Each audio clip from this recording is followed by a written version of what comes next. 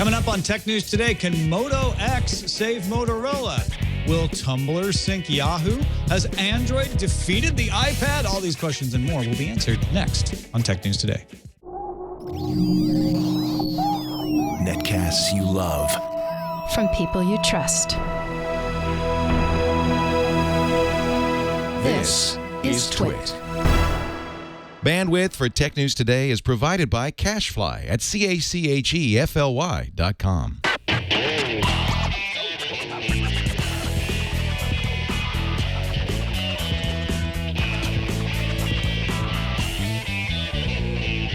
This is Tech News Today for Friday, August 2nd, 2013. Tech News Today is brought to you by Squarespace, the all-in-one platform that makes it fast and easy to create your own professional website or online portfolio. For a free trial and 10% off, go to squarespace.com and use offer code TNT8.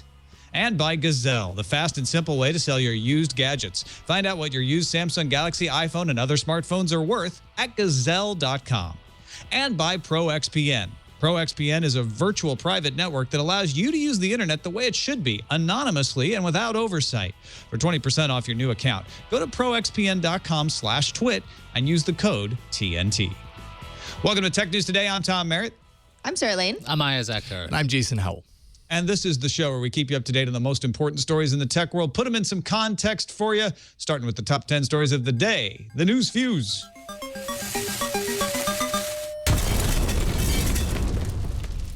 Motorola officially lifted the gag order on the press yesterday, revealing details about the new Moto X phone, the first phone entirely designed by the company since Google bought it. Features a 4.7-inch 720p AMOLED display, a 1.7 gigahertz Snapdragon S4 processor as part of the X8 processing system, an Adreno 320 GPU, 2 gigabytes of RAM.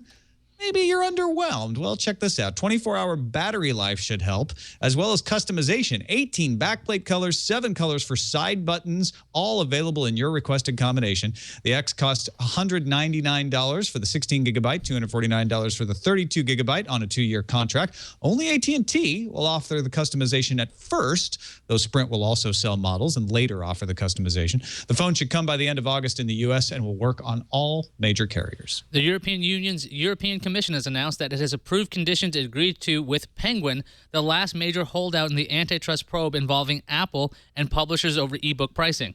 The book publisher agreed to terminate agency agreements that allow a publisher, not a retailer, to set prices on titles, as well as end the most favored nation pricing clauses that offer different prices based on location. Other book publishers, such as HarperCollins and Hachette, made essentially the same agreement back in December.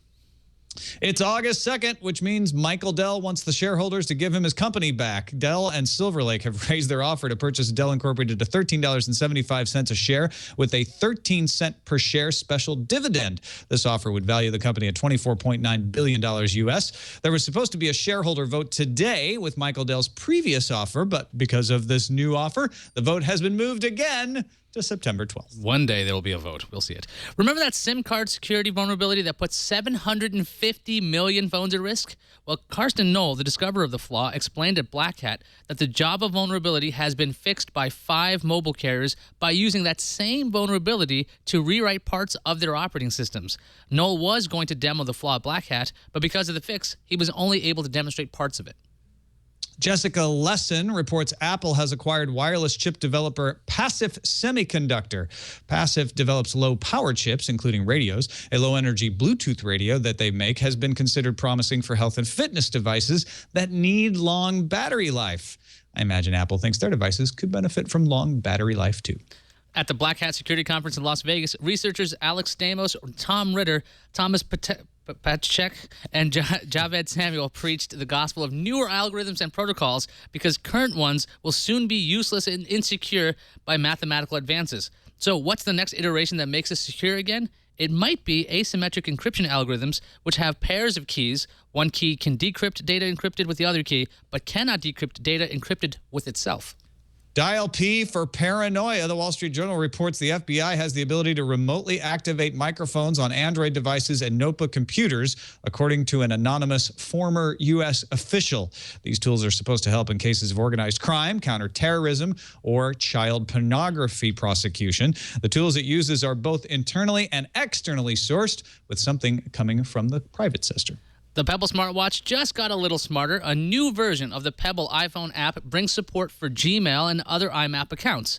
Now, previously, the Pebble app required users to use the default iOS mail app to get notifications on the watch. MobileBurn.com says that the text from some email providers may create some odd formatting, but you'll understand the gist of the message.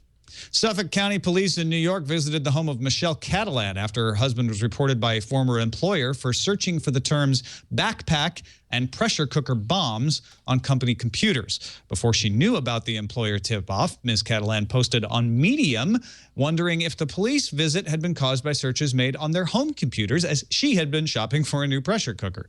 The police did not find any cause for concern after a cursory search and interview and have dropped the matter.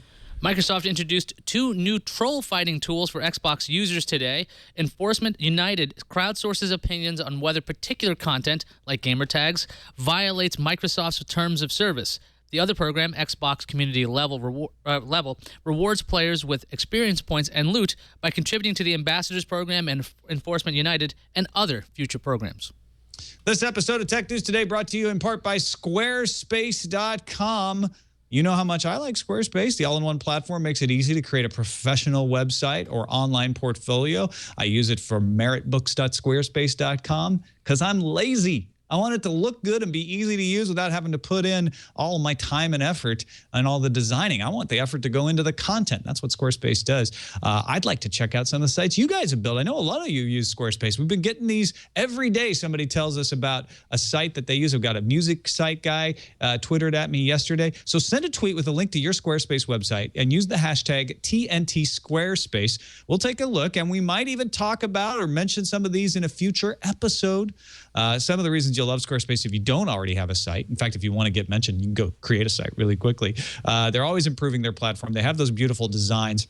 It's inexpensive, starts at just $8 a month, includes a free domain name if you sign up for a year, and mobile ready. This is one of the things I love. Every design automatically includes a unique mobile experience that matches the overall style of your website, so your content looks great whether you're on a 4-inch screen or a 10-inch screen or a 32-inch screen. It adapts to the right device. Even their code is beautiful. That code, they take pride in their back-end code, almost pretty much as they do their front-end design. They're beautiful on all ends. It's SEO optimized and hosting is included, but you don't have to take my word for it. Start a trial, no credit card required. Start building your website. When you decide to sign up for Squarespace, make sure to use the offer code TNT8 and get 10% off to show your support for Tech News Today. Don't forget to send a tweet with that hashtag too, TNT Squarespace. We might be talking about your Squarespace site on a future episode. We thank Squarespace for their support of Tech News Today. Squarespace, everything you need to create an exceptional website. Joining us now to discuss the stories of the day, very excited to have my old friend Brian Cooley, editor-at-large at CNET, back on the show. Good to have you back, man. Hello, Doctor. Good to see you. Good to see you, too. We got lots of good stuff to talk about today. Let's jump right into it with the Moto X. Also, Len.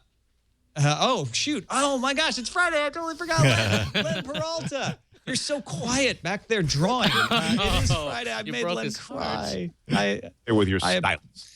I apologize. Yes, it's Friday, and Len is back to illustrate our stories. Len, now that I've ruined your day, how are you doing?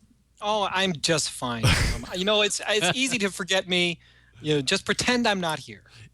One thing we know about Len, he's resilient. Wait, who was that? Yeah. If you want to find Len's previous about us right now. If you want to find Len's previous artwork, go to technewstoday.reddit.com. There's a link right up there at the top of that page where you can see the stuff that he's done. Or keep an eye on the video today to see him illustrate live as we go along. All right, let's talk about the Moto X now. 504 potential versions of this phone, ladies and gentlemen, given that 16 32 gigabytes, the 18 colors, the 7 colors of the 3 different buttons. They say they're focusing on design, not features. That's what SVP product Rick Osterloh told The Verge. We don't think smartphones are very smart.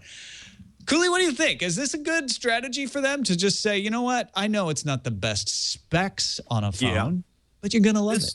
This kind of maps to the pending sort of saturation of the smartphone market. I mean, they are, in the research that I see, smartphones are becoming less differentiated in most consumers' minds. We're talking about the broad masses here, not people that are, more tech savvy and tech discerning. So I think there is something about this. I mean, look what Apple did. They had huge success creating color versions of the iPods over the year, color body, not screen. In theory, we've got the iPhone 5C coming, a color strategy. This is an old trick, but it works. I am surprised that they're going to be able to turn these around in apparently, 4 days for a custom order, but I guess they're building them here in the U.S., apparently in assembling them in Fort Worth, the customized little bits of filigree they put on there. You know what? I bet it's going to work for them. It's a fresh headline. It's a new gimmick. And for the broad mainstream of smartphone owners, this will be something that's cool. Just in the price point, it seems like a sticking point. It's $199, and it's a mid-range phone when it comes to caliber of specs. All these customizations aside, it looks like a really decent phone, and it looks like they're trying to stand out with color and have something unique. When you go into a store, you'll have this immediate pop in your eye. You're like, oh, this looks really interesting. But that price point really seems to confuse me, considering it's not a 1080p screen, and it's not... I mean, this is $199 on contract, not like unsubsidized. If it was $199 unsubsidized, that'd be amazing. But I'm just kind of curious about that price. It should be a $99 phone, absolutely. And I bet it goes there quickly, but they're going to milk all they can at launch at this price. And I bet they've got a plan to drop it to $99 really quick, really fast. I mean, it would be more likely for it to be a $99 phone if it wasn't, assembled in the U.S. and highly customizable, requiring a specialized workforce that's dedicated to turning around in 4 days. I think the price is actually pretty okay considering what they're doing. You're blaming the unions. I see how you are. Well, That's a consumer problem, but you're right. Yeah. Dude, look at the Lumia, though. Microsoft came out, or Nokia came out with the Windows Phone Lumia that was $99, had different colored backplates, but it ran Windows Phone. It didn't have this touchless control system where at any time you just say, okay, Google now, and it can respond to your voice. It didn't have the gesture for photos. I don't know how much people care about that. And it didn't have this great battery life. Yeah, it was a bargain phone at $99. I think what Motorola is saying here is like, sure, it doesn't have the best processor in the world. Sure, it doesn't have like a 1080p screen, but we don't think that's important to most people when they pick up a phone. 720p is going to look great for a lot of people. Our GPU is still tops. Our new X8 system will extend the battery life and make the processing not an issue. And you get these cool new features. We think, when you compare that side by side to the HTC One and the SGS4, a lot of people will like these features that you can't get elsewhere. And those people are not us. They're the average user, not the power user. I think that the headlines here, they're going to stand out is this cool voice thing, cool/spooky. It's always listening is the headline that they'll hear, they being customers. The customization totally works.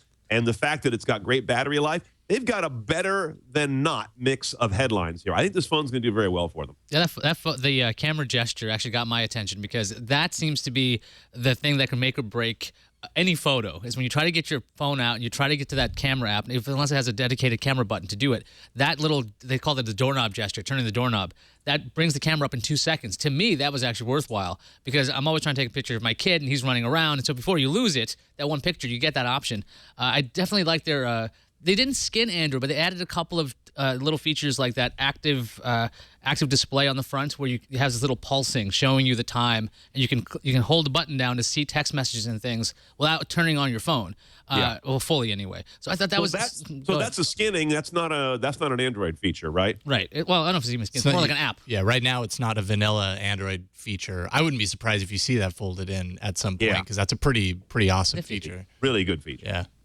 Although these two companies, according to some rumors from The Verge, weren't talking to each other, especially when Andy Rubin was still in charge of Android. And that may be one of the reasons this is only 4.2.2, like any other carrier model, rather than being a stock Nexus 4.3, like it would be if you bought a Nexus model out of the Google Play Store.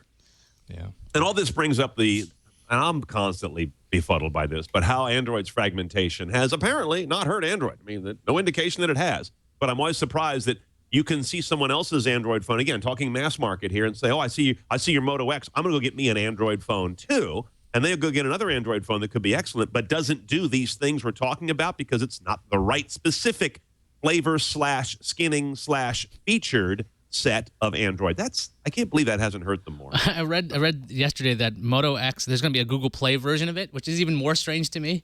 Like a lesson, it already has very little skinning. Now there's going to be a full-on Google Play version of it. Like, yeah, but I mean, obviously the Play version is not going to have as much bloat because the carriers have obviously been successful at still negotiating with this device, something that people hoped wouldn't happen.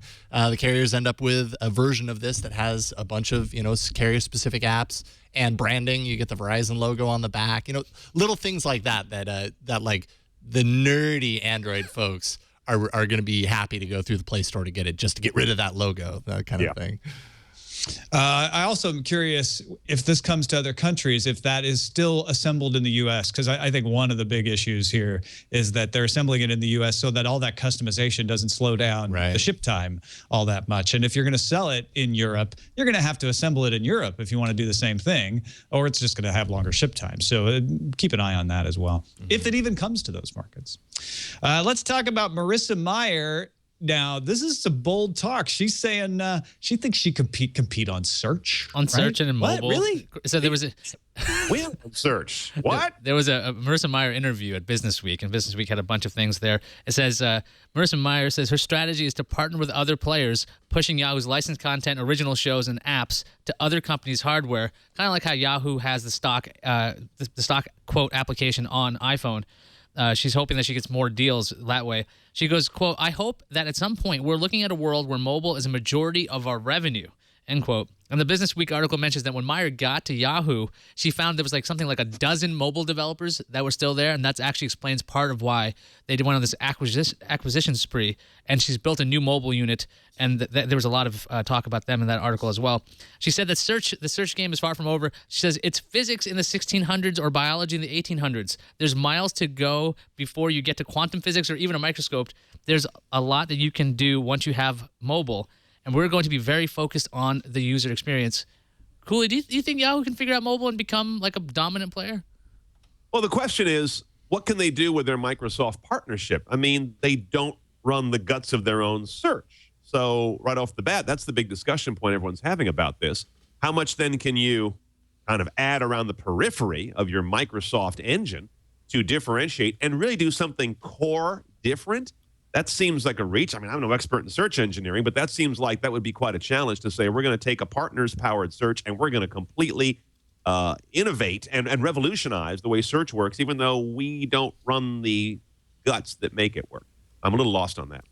Yeah, I look at this and I read the part about mobile and I just nodded my head like, yes, those are the things she needs to say. Yahoo is doing better on their mobile apps. They're well positioned by being a default app on the iOS for stocks and for weather. If they can improve those as well, that might help. But when she got to the I think we can compete on search, well, that's just crazy talk unless you consider that Marissa Mayer was involved very heavily in search at Google. That's almost taunting, saying, hey, you know some of those things I know? Yeah, Google, you're going to wish you had promoted me back then because I'm bringing them to Yahoo. That's exactly what I was thinking is oh, think how much she knows about what they're working on, what they're stumped on, which even Google has to be stumped on a few ideas.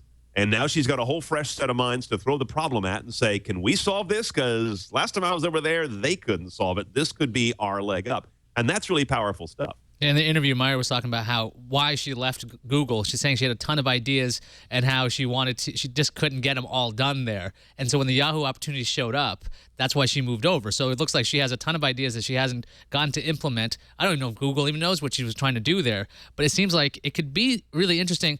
I'm just kind of curious if Yahoo, they have bought a bunch of mobile apps, and I believe some emailers have written in saying, hey, are they building a mobile operating system at this point? Because it looks like with all the apps they have a news app, they have weather and stocks and everything else you could think of.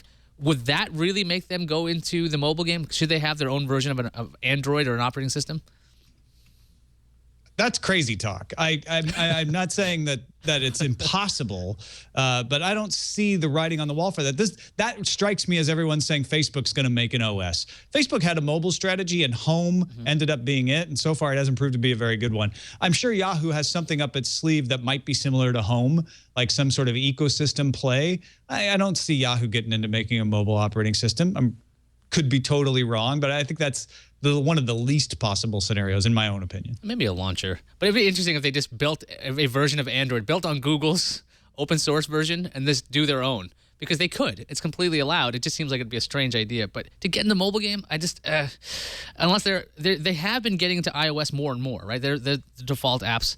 If they can just somehow leverage that, I'm just curious if they can do it. Yahoo seems like when you look at BlackBerry, Windows Phone, Mozilla, Yola, all the people out there scrambling, that seems like the worst idea in the world to try to get into that business for Yahoo right now. I like the worst idea in the world. You are absolutely right. I don't believe that's what she said in the article though. So I like that.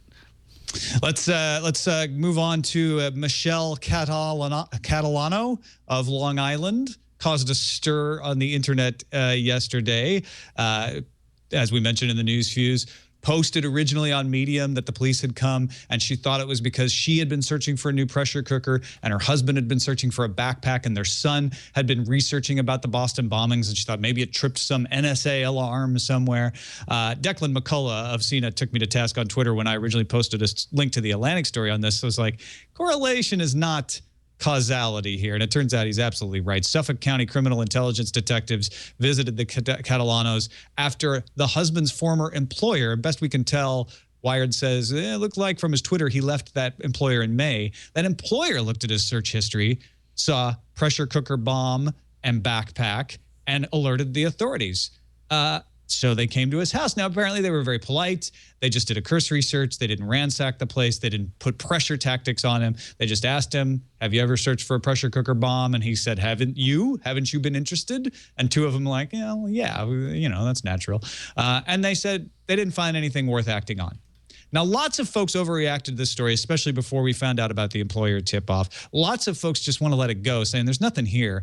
But in the end, it is interesting, I think, that a workplace surveilled a worker's searches and said something. And isn't that exactly what the government, by example and by request, is asking us to do? Cooley, what do you make of this situation? And this is a former employer, is that right? Yes, the former employer is the one who tipped off the police. Yeah, I find that interesting, too. I find that more disturbing than if it was a current employer. I don't know where that, what is the term I would use, where that ratting out opportunity ends. I mean, I find that a former employer doing this is somehow meddlesome. And I also have a concern about how this is being taken up by the authorities sheerly on the complaint and not on any merits of it. We were all searching for backpack pressure cooker bombs in the days around the marathon bombing, and we'll continue to. It's become a thing in the terrorism landscape. So I think it's a big launch for a small trigger. Yeah, and Michelle Catalano has clarified both on her Medium post and on Tumblr that she now has learned that the Suffolk County Police received the tip-off from the employer. And she apologized. She's like, I just wrote my post based on the facts at hand. I wasn't trying to cause a stir. But I do think that this is the environment we've created, right? I mean, you're right, Brian. I don't like the idea of an employer looking into my searches and saying something. But all those posters that you see, all those commercials that you see say, if you're suspicious, say something. It's better to say something than not. And that's what happened. The employer said something. Didn't necessarily mean that they had it out for the guy. Maybe they did, maybe they didn't. And the police took it seriously, but also seemed to act reasonably and said, look, 90% of the time this stuff turns out to be nothing, but we'd rather investigate it than not. So if we're upset about it, we should be upset about the environment that's been created around this. Yes, because for the Catalanos now, here we are talking about it, as are thousands of other people around the internet today. A police report has presumably been filed. A state has been created around their name, and one that probably won't go away in any formal or informal way. So when Mr. Catalano goes out to find his next job, if he's looking for it now, and they start to Google him, there's only one thing coming up. This has got a lot of baggage around it, and you're right. It's nothing to do with technology in the sense of the actual technical process here. It has to do with this state we have now of if you see it, say it, which is admirable on its face, but it's also got the dumb simplicity of just say no, which also was, a very blunt instrument. You don't like that kind of negativity. Just say no. It's the bluntness of the tool that concerns me. Yeah, for sure. All right, let's take a quick break and thank one of our other sponsors for today's show, Gazelle. If you want the new Moto X, if you maybe you're like, no, I actually want an SGS4. I want an HTC One. I want an iPhone 5. You're going to need to come up with some scratch for that. You need a little cash. And one of the easy ways, hassle-free ways, simple ways to do it is to sell your old phone. And the simplest, most hassle-free way I know of is to go to Gazelle.com. Gazelle makes selling used gadgets fast and simple. GAZELLE.com. Tell Gazelle the condition. They'll even buy broken iPhones and iPads, get a risk-free offer for your gadgets, lock in that quote for 30 days. Once you get a quote for them, it's good for 30 days. They won't lower it for 30 days. You can go and you can go about your business, get your new phone, transfer your data, change your mind, whatever you want to do. And then once you're ready to send that old phone off, you send it to them. They'll turn it around in a couple of days, get paid fast by PayPal, or get an extra 5% with an Amazon gift card. Gazelle's even buying back a larger selection of tablets. In addition to the iPad, you can now sell Samsung, Google Nexus, Kindle Fire, Microsoft Surface, Asus tablets in most cases.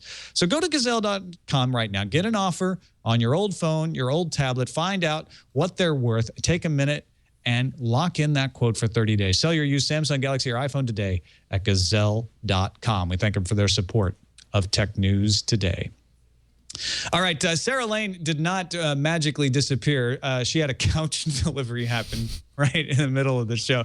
So I've been hoping to get her back as soon as possible. She'll be jumping in as soon as that's taken care of. But we got more stuff to talk about. In the meantime, is Tumblr shrinking? An interesting article on BuzzFeed today pointing out that CEO David Karp of Tumblr had said last November that Tumblr was in the top 10 sites in the U.S. and touting data from Quantcast. Yahoo bought Tumblr for $1 billion, partly based on those numbers, I'm sure. And now those Quantcast numbers are showing a decline in unique users from Tumblr. Tumblr says Quantcast doesn't provide a full picture of our data. It doesn't include our mobile app traffic, doesn't include time spent on the site, or all of the pages on the blog network because of Ajax page loading. So he's willing to tout the Quantcast numbers when they're good. He's not when they're bad, is what that comes down to. Overall growth is what matters. BuzzFeed notes Facebook grew its mobile user base by 51% since last year. And they have that same challenge that Tumblr has. So even if you assume that Tumblr is getting a boost that is not included in Quantcast, if overall growth slows or declines, but mobile users are more likely to see ads, is this bad news for Tumblr? And is that, by extension, bad news for Yahoo? Cooley, what do you think?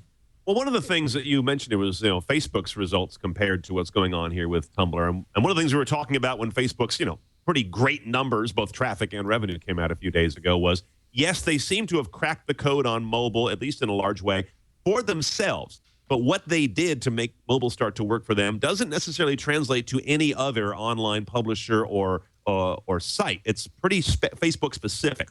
So that was one thing that was like, it was a big idea for Facebook. It didn't get the whole advertising community excited because they realized, this doesn't necessarily transmit across Pinterest, Tumblr, what have you. The other thing here is, in the research that I see, I don't know how it's identified in research, but I don't see Tumblr coming up very often, if ever I can recall, as a most used mobile resource. It might be that it's falling under generic categories. I'm not sure, but this is not one that you see touted a lot, as people are really using a lot more of this on their mobile devices. And when it comes to Tumblr, though, I don't know if there's any real competition. It's still a blogging system, and that's not something that there's WordPress.com and there's Blogger and there's a bunch of these other things, but Tumblr had this drop dead simple interface. You don't have to do any hosted installs. It seems like it's going to work as a larger piece for Yahoo, but I would imagine that I believe their peak time, their peak numbers was back when Yahoo bought them, which of course that'd be a great time and everything's declining. I wonder if part of it is that stigma that Yahoo just isn't cool. You're like, I'm on Tumblr and Yahoo bought them, I'm leaving. But I don't know if that's really going to have a long-term problem for Tumblr, because the way it works is just so simple. It's actually a very good service. I think that's the thing that's going to keep them going. I think they've got a defensible thing here by saying that the Quantcast numbers don't tell the whole picture, right? Because when I was using a Tumblr, I used it when I moved to sort of document my move. I was always on the app. That's where it was easiest to post, because you take a picture and then you write up a little quick thing and you post it and that's it. So they might be losing a large majority. But even if they're not, I wonder if this matters to Yahoo. Marissa Mayer has said in several interviews, we're acquiring talent. And I believe that was true of Tumblr. Not that they don't want to keep Tumblr going or they don't want Tumblr to succeed, but that's not what that acquisition was predicated on. I think that acquisition was predicated on getting those engineers in-house because they haven't touched Tumblr. They haven't changed it. Yeah, if they see good engineering going on there, right there is the buy right off the bat. And the other thing is, this is part of a constant trend we've seen repeatedly since the dawn of the interactive media age, since the early 90s, that you start off with a lot of people publishing, and then a lot of them drop away over a period of the first few years of any given platform, whether it was our own personal home pages back in the day, whether it's audio podcasting, which a lot of people did, and I think a lot fewer do now. There's always this rise initially of sort of hobby appeal and even fetishists. And then eventually it drops down to where the 10% published for the 90%. And maybe Tumblr is just on the downside of that natural slope. Sarah Lane is back. Her couch has been delivered, I hope. Is that all taken care of? Oh, man. Well, it's in quite a few pieces over in the next room. But yes, I no longer have to wait for anybody to deliver my couch. Sorry, I was MIA for the first part of the show. And please stop me if anyone said anything in this Tumblr story that I might have missed. But I think what's interesting is, yeah, Quantcast is not necessarily the end-all be-all of what growth is or is not. It's one metric, and they don't all match up with competing metrics companies. But Tumblr is interesting because Tumblr has just very, very recently started to get into the advertising game. The advertising part of Tumblr happens in the dashboard experience. Well, a lot of people, if I have my personal blog that I use Tumblr's engine for, but sarahlane.com points to my blog, someone might not ever really go to the Tumblr experience. They might never know that I'm part of the Tumblr experience. On the dashboard, there's more of me being marketed to. People who are accessing Tumblr via mobile will use the dashboard experience more often. It's just sort of the nature of mobile. So I'm interested in... It's interesting to me that Yahoo may say, yeah, I mean, if numbers decline but mobile numbers go up, we still win because that's where some of our revenue is going to come from down the road. Yeah, which is an interesting thing to say when mobile revenue is generally thought not to have as good of a opportunity to make money at this point, which I think is silly too. I think people will figure out how to make more money off mobile. And the other thing to consider here is the fact that people are moving off of blogs and social networks to things like WeChat and Snapchat. And we talk about it all the time, especially in the Asian market. So this is also contributing to a possible dampening effect on Tumblr. I think there's just a lot of things going on with those numbers. All right, let's talk about YouTube planning to open another production studio for their users. Yeah, it's going to be in New York. It's going to be opened up in October 2014. This announcement was made by YouTube at VidCon.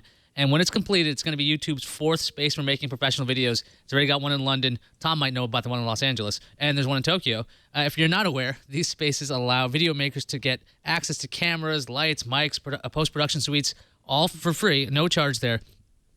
Cooley, what do you think this tells us about YouTube's content plan? It seemed like for a while they were trying to court a bunch of professional, bunch of content partners, old media, but they keep building out these studios. So it seems like they're trying to do lots of things at once.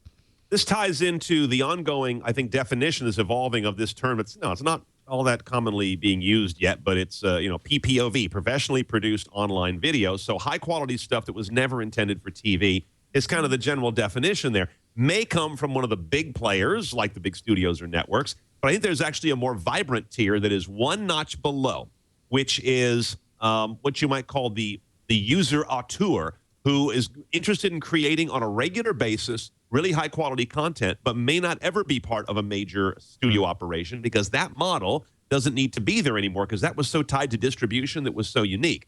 So this, to me, is, I think, helping to define whatever this new sort of tier 1.5 is in the world of video production. If you're just a one substantial but not critical step below the big guys, this is the kind of forge that content will be created at. I think it's useful because you do hit some limits pretty quickly on your volume and your time capacity and dollar capacity to DIY this stuff. We have tons of great tools. People are creating some great video now using all of their own resources, but there is something very freeing and very friction-reducing about having a studio infrastructure you can get into. Yeah, I know more about this than most because my wife works at the YouTube creator space, YouTube Space LA here. That's why I had to move to Los Angeles. So I do know a few things that I can't talk about because of that, particularly about that space. Not anything interesting, frankly. Just, not interesting stuff. Ooh. Yeah.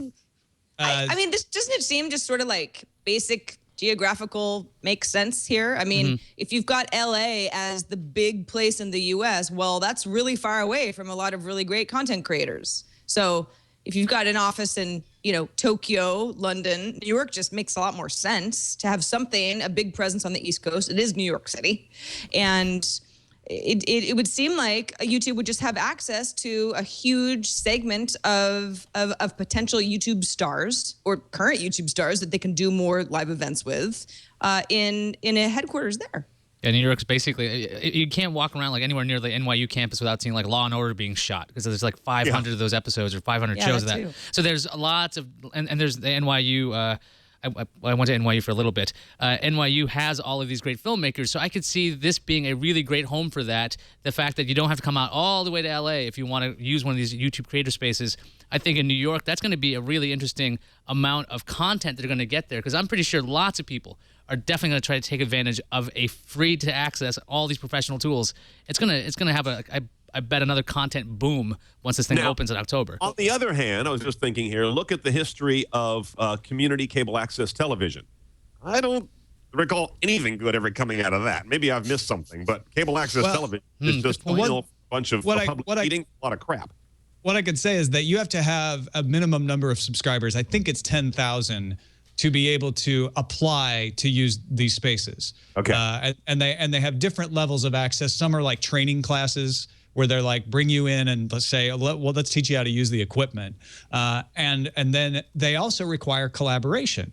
So a lot of people, you know, when they come to the Space LA, may get the chance to work with, you know, Shira Lazar or Freddie Wong or, you know, any of these bigger YouTube names that are using the space, because they really encourage them to help each other out. And so that's the kind of thing that differentiates it from community access television, I think. The chat room is pointing out Tom Green came out of public access. So there you go. True. Well, there's that, I guess. And I think he went back to it. Yeah, I think so.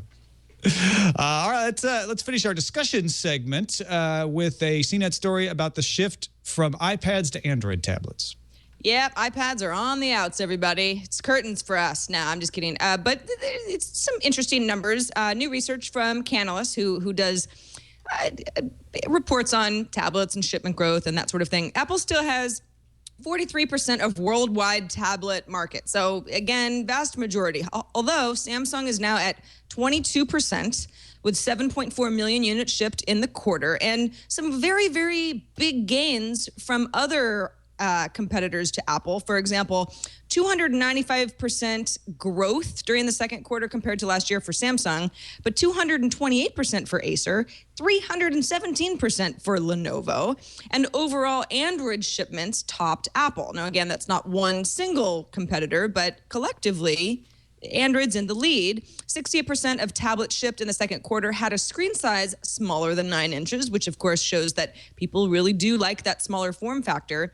And then when you look at Apple's tablet shipments, even though it's in first place, those shipments are down. They're down 14% year over year. Now you might say, well, what does this all mean? Is it just regular market stuff? Canalys analyst James Wang said in a statement, when Apple does decide to refresh its iPad, it will not experience the buzz of previous launches. And I think that's really interesting, because we had a story yesterday, the Wall Street Journal's reporting that we might be able to expect a Retina iPad mini after all here in 2013, which was seemed iffy beforehand. But if it's the case that, well, we've seen it all, we're just hoping that Apple will keep up with everyone else, there's really nothing to put Apple ahead, because tablets have already arrived. They may have sort of invented this market that now works really well, but they're not going to continue to surprise and delight because they just have too many competitors. So I guess my question for everybody is, if tablets are kind of no longer the new thing, is this just another PC cycle where we've got a couple OSs? Right now it's iOS and Android, maybe some fringe products. Or is Apple actually in trouble here? Well, the tablets all do the same thing, and the market's starting to understand that. To people that are very much into this kind of stuff, they see the differences loudly. But to the mainstream market, it's a connected screen. They all run pretty much the same important apps, even though they have, 200,000 different units of actual apps available. And I think there's a real problem with the pricing of the iPad mini. And the 7-inch tablets outgrew the overall tablet market 2-to-1 last year. They were just absolutely the rock star of what tablet growth was all about in 2012. People got turned on to the $200 7-inch product and weren't too particular about where it came from. And Apple's got to recognize that. The Mini is too pricey, and it's actually too big. It doesn't fit in a jeans pocket. It doesn't fit into an inside jacket pocket. These are real-world issues. I suspect price is probably the biggest driver here overall. And I look at this and I could swap in smartphone, and we were having this exact same conversation as Android's market share began to rise in smartphone. And it's always the debate of like, yeah, well, but Apple only makes the iPad, and Android's made by Samsung and Asus and all these different. It's exactly the same dynamic going on. As the market matures, Apple's market share was bound to go down, and Android's market share, because it's diversified, is bound to go up. What will be interesting to see is if, say, a Nexus 7, Nexus 10 ends up becoming the Galaxy S4 of this scenario. But the other thing going on that I don't think was going on in the early iPhone days is, when's the last time Apple came out with an iPad that anyone lined up and wanted to get at the store? They haven't had an exciting tablet product.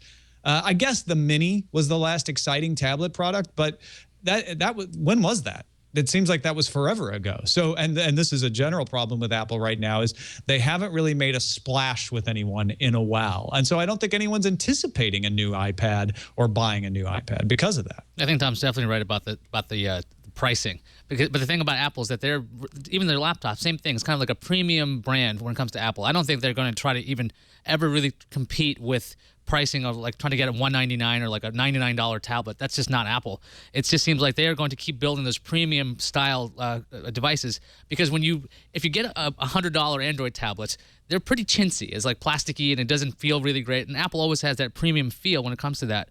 And the other thing is, Android as a tablet operating system is like finally matured to a point where it's usable. The original version of it, like Honeycomb, that was this kludged together thing that the first generation of Android tablets just didn't work. They were overpriced and the applications weren't there. The 7-inch form factor, though, can take even like phone applications, make them larger, and they still look good. It's when you go to that 10-inch form factor that it seems to fall apart for Android tablets. All right, let's finish up with the randomizer. Ran another straw poll with our live audience today. The choices were 4 Brewery, an ingenious wall calendar you'll never have to replace. I guess that's not even a tech story. North Korea has a tablet. There's no Wi-Fi, but it does come with Angry Birds. And the Queen's never-read speech that prepared her subjects for World War III was released out of confidentiality in the UK. That Queen's speech barely made it out. It was part of a kind of a war games scenario back in 1983, and as part of the pretending of what was going on in this exercise, they wrote a speech as if World War III had begun and had what the Queen would have said. And often that's the case, actually. The government ministers will write the speech for the Queen, and she may revise it. But, this madness of war is once more spreading through the world, and our brave country must again prepare itself to survive against great odds, calling out Winston Churchill. It definitely reads like a real speech.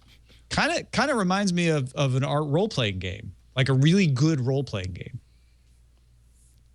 I like this idea. Maybe I should come up with all kinds of, in case of like email responses. For yourself. Yeah, just have a whole bunch of these at the ready. In case something horrible happens or somebody's car gets stolen, I'll just have it ready. It's been a horrible time for you, and I apologize that this has happened to you. And God bless you all for your cars being stolen. Whatever, because this. I'm sorry about your couch. That was this dark day, Sarah Lane. Multi-paragraph canned replies. This will be the next thing in auto response. Especially in automotive systems. That'd be ideal. I'd like to have like multi-paragraph canned responses in my dashboard system, so I can, instead of coming back with I'm driving right now, I'll be there soon, I want to send them a World War III letter. That's going to really get someone. They'll say, where I like what Ken in our chat room, Ken from Chicago, says someone needs to get Helen Mirren or Meryl Streep to read this. Well, BBC said they have an actress reading it aloud, so on their site. So I haven't heard that yet. Okay. So I don't know which one they got. Absolutely. Let's thank our last sponsor for today's show, ProXPN. More than ever, you hear about it in every show, every episode of Tech News Today. We're talking about some kind of surveillance, some kind of spying going on. If you want to do the most to protect yourself, whether it's from a government, whether you just don't trust your own ISP, or whether you're out in a coffee shop or an airport or a hotel and you're using a Wi-Fi access point, that's when you really need to be careful. VPN is a great way to protect yourself. ProXPN is a great VPN. 512-bit encryption tunnel works by OpenVPN or PPTP, bypass internet filtering and blocked websites, bypass geographical restrictions for internet content and online video. They have servers all over the world. I use it a lot, especially when I'm traveling. And if one server seems to be slow, I just switch to another server. Never have a problem. Rarely have to even switch between the servers. It works for Windows or Mac. Also works with iOS or Android devices. World-class customer support, and even Steve Gibson from our own Security Now gave it a great review. So go to proxpn.com/twit and make yourself feel a little safer. Actually, make yourself be a little safer. You can get more information. Sign up. ProXPN Premium accounts, normally $9.95 a month or $74.95 for an entire year, but we've got a special offer.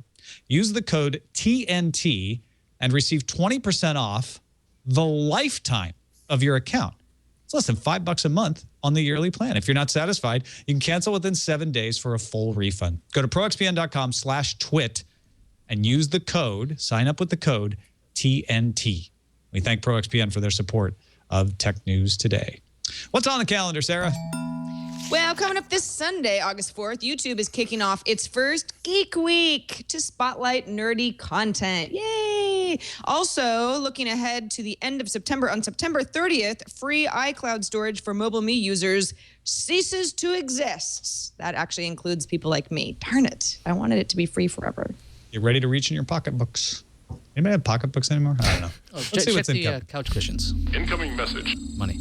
And we got a message from Rich in lovely Cleveland. Tom and Posse, in terms of 3D printing being cheaper than going to the store and buying online, one factor seems to be left out. I'm just starting to explore 3D printing. The Cleveland Public Library has 2 models for public use, and it seems the biggest problem is that the consumer still has to do all the prototyping for these items. Look at the products on Thingiverse. Many have detailed customization instructions for different printers. I feel that accounting for a 20% failure rate is rather conservative, especially for someone who isn't going to tweak the 3D models they get off of Thingiverse. Of course, over time, this becomes less of an issue. Once you get the model and settings dialed in for your particular printer, the printing process will go much smoother for a set number of items. Still, while the study accounts for the value of a person's time, it doesn't factor in the initial patience that it might require. P.S. My first item I'm printing is a tiny Velociraptor skull. Nice. Now, Rich in lovely Cleveland. Is that the same Cleveland you're in, Len? That is the very same Cleveland. Okay, you're in the lovely Cleveland. Good. I am the lovely Cleveland. Rich in lovely Cleveland is one of our best emailers. He's always got something interesting to say. He's always insightful. He's very reasonable. So I don't want to pick on him too fast, but I feel like these guys bent over backwards to try to anticipate everything that people might criticize about this study. I don't know how they would have factored in patience. I get what he's saying, which is like, hey, it ain't as easy as it looks. It takes a little bit of patience to get this stuff up and running. And that's definitely a fair point. I don't know how you factor that in as a cost in the study. Doesn't Hipmunk do that with like their agony when it comes to traveling? Oh, Maybe yeah. they could have had an agony meter. I should reach out to Hipmunk. There you go. There's a certain amount of agony involved, just so you know. All right. But thank you for emailing, Rich. Great to have you. And speaking of Len Peralta, it is time now at the end of the show to review what Len has been drawing. If you haven't been watching on the video, go get the video now. Take us through what you got, Len. Sure. It was interesting because the stories kept switching around, but luckily I am fast on my feet and took care of them and ready to go. This first one here, Moto X, is this going to save Motorola? I drew Moto X as a superhero, kind of He's a an Superman. Moto X away, yeah. I thought that was kind of a fun little one. That's great. Marissa Meyer. As superhero, once again, keeping the superhero theme here. I think she's Why does gonna. she have a katana? Because she's a search ninja. Yeah, she is. She's gonna take everybody on and cut some heads. I don't know. I just thought I saw the picture of her and I thought it would be cool to draw her as kind of like a bride from Kill Bill. So so there you go. The search for pressure cooker and backpacks, which now I'm going to be checked out for. This is a bomber. It's interesting. The show is called TNT, or shortened down to TNT. So now I'm a terrorist for searching Tom Merritt conspiracy and TNT. You're the crazy one. Tumblr going down here in size. Tumblr growing. Tumblr at age 6 here. I don't know what's going on, man. He's getting smaller. Reverse growth chart. Yeah. Reverse growth chart, exactly. YouTube studios in New York. It would be pretty cool to have a studio on the East Coast. This is obviously not true, but here's $1 million lighting rig. Guy has an iPhone 3, and he's saying, check me out at my new pro studio in New York. He's backlit, too. Actually, not as false as you might. Yeah. He is backlit. Boy, that's something not really good for all the that New York money. Times. Still got the lighting on. And, Wouldn't you rather use our Inkagami cameras? No, I got my iPhone. It's fine. Yeah, good. I'm good. people are not excited so much about the about iPads anymore. Here's a guy who's wearing a fez, all excited about the touchscreen. Little guy says, meh, not really buying it. So maybe It's kinda Morocco boring. is very excited about the iPad. Exactly. Or the doctor, yeah. Or the Shriners. Exactly. So many fezzes, so little time. Well, thank you, Len Peralta, as always. Is it bit.ly/Len? Twitlen. Twitlen. Yes. Bit.ly/Twitlen. We'll take you Yes. directly to his page, or if you're on our subreddit, it's linked at the top of that as well. Good stuff as always, my friend. Thank you so much. Go to bit.ly/Twitlen if you'd like to purchase. Which one do you think you'll put up? Do you know yet? I'm not sure yet. Maybe I'm not. You know what? I'm not really sure. I was a Maybe big fan of the Moto X one. I thought that was pretty the great. Moto X one might be kind of a cool one. I might try to do some color on this one. It might be kind of I fun. like the Marissa Meyer. The Search Ninja is awesome, I think. You always do a great Oh, job, yes. but today it's really hard to pick. Yeah, they're good ones. Good I like ones. the Marissa Meyer one. That is pretty cool. I'm pretty happy with that. Brian Cooley, if you could have one printed out and sent to you, which one would you choose? I love reverse growth chart. Oh yeah. That's just a great concept. That's good stuff. Well, thank you, Len. Thank you for being with us. And thank you, Brian Cooley, for being back on the show. Always great to have you, man. And let folks know where they can find your work at the CNET these days. CNETOnCars.com. CNETOnCars.com. It's our new more in-depth car tech show. It's been going a year next week. So we have They let you get an actual domain name for it? Yeah, I know, right? We What? can never It's high tech, man. we could never get those back in the day. No. That's sweet. Yeah. Good stuff. CNETOnCars.com. I will definitely check it out. Thank you, my friend. And as I mentioned, our subreddit is technewstoday.reddit.com. Not only can you find a link to Len's work at the top, but you can also submit stories for our consideration. You can vote on the stories that others have submitted. Vote it up, vote it down. Let us know what stuff you're interested in. It really does help us figure out what stories we're going to cover each and every day. You can find us on the web, twit.tv/TNT. Email us TNT@twit.tv, or give us a call, 260-TNT-SHOW. Leave us a voicemail. If it's briefly, 30 seconds or so and has a good point, Ayaz might pick it to play on the show. So give us a call, 260-TNT-SHOW. We'll be back on Monday with Chris Ziegler. See you then.